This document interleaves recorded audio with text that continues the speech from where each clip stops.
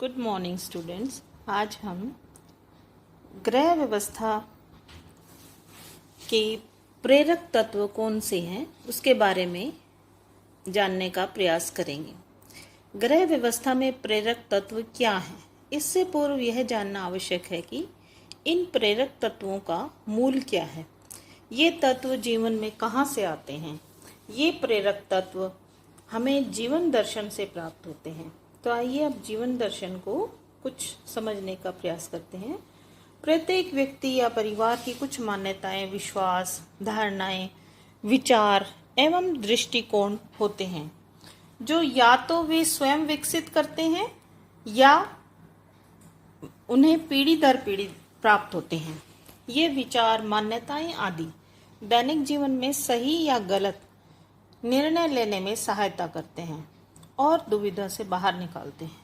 ये मान्यताएं, विश्वास मनुष्य की सोच बनाते हैं जिसे जीवन दर्शन कहा जाता है। जीवन दर्शन जन्मजात स्वभाव, अनुभव, संस्कृति, पारिवारिक पृष्ठभूमि, शिक्षा, समाज एवं परंपरा के प्रभाव में विकसित हो सकता है या इसे अपनाया जा सकता है।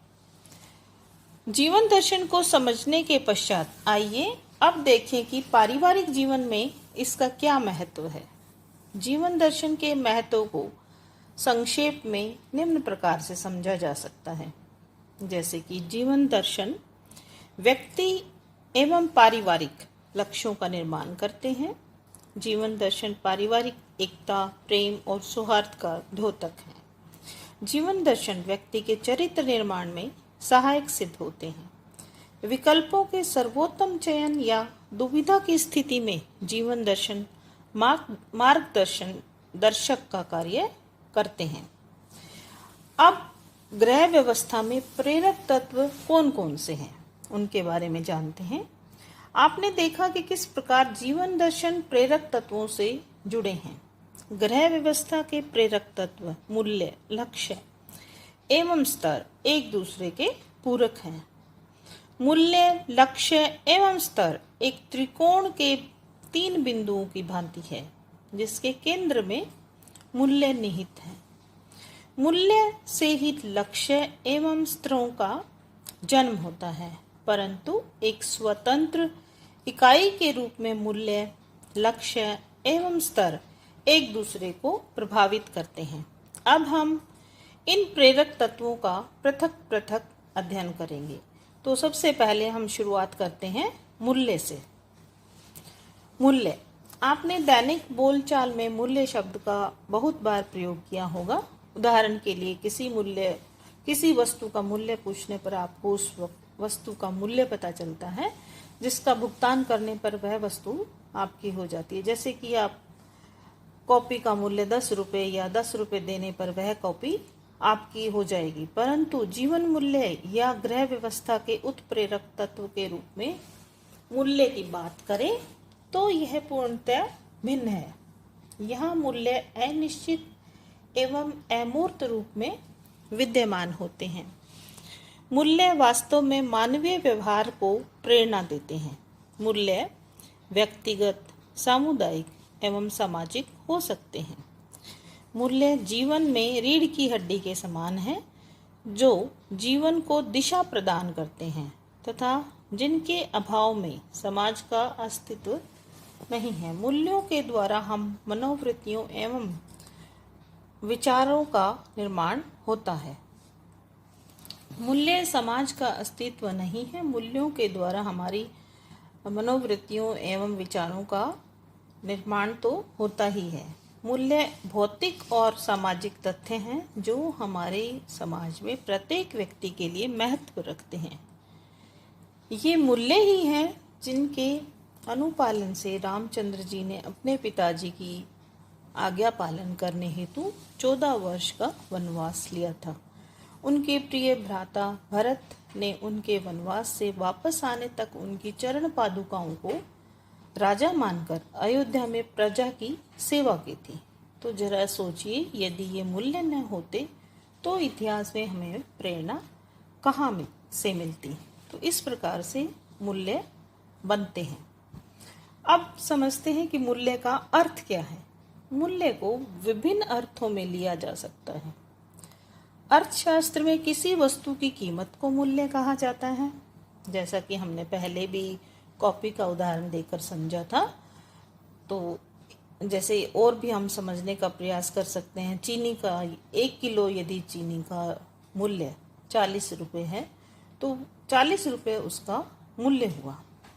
इसी प्रकार कुम्हार द्वारा एक मिट्टी का घड़ा यदि बनाया है, उसके लिए इस घड़े का एक आर्थिक या इकोनॉमिक वैल्यू तय की है।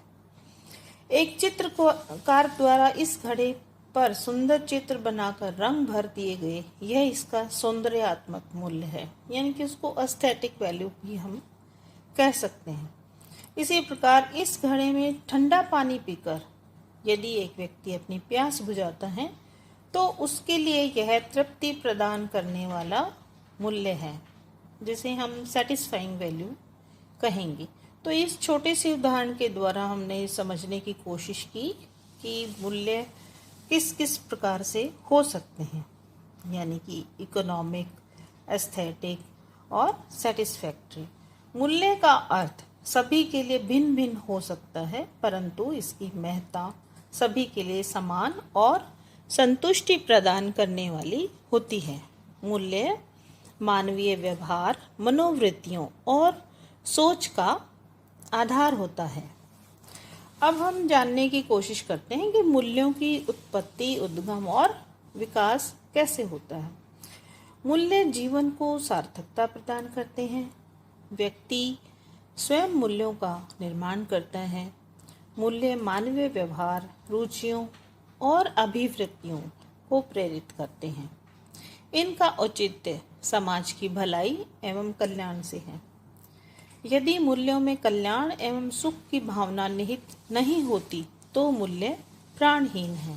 मूल्यों का निर्माण व्यक्ति की रुचि एवं अभिवृत्तियों से होता है। अभिवृत्तियां मानव के दृष्टिकोण को तय करती हैं। पारिवारिक, सामाजिक, आर्थिक, भौगोलिक, धार्मिक एवं सांस्कृतिक विषमताओं के कारण मूल्यों में भिन्नता होती है। प्रत्येक व्यक्ति का जीवन मूल्य भिन्न भिन्न होता है। एक परिवार में पले बड़े सभी भाई बहनों के जीवन मूल्यों में भी भिन्नता पाई जाती है। अतः मूल्यों को नितांत निजी कहा जाना भी गलत नहीं होगा। व्यक्ति न केवल मूल्यों का निर्माण करता है, अपितु स्वयं के लिए मूल्यों का चयन करना भी पूर्णतः उसका स्वयं का अधिकार होता है। तो इस प्रकार से हमने मूल्य का अर्थ, उसकी उत्पत्ति, उद्गम, उसका विकास, उसके भाव, उसके प्रकार इत्यादि पर प्रकाश डाला और समझने का प्रयास किया कि जो एक महत्वपूर्ण उत्प्रेरक तत्व है मूल्य, वो किस प्रकार से जन्म लेता है और आगे उसका विकास होता है और हम सभी के जीवन में मूल्यों का किस किस प्रकार से महत्व हो सकता है। Thank you.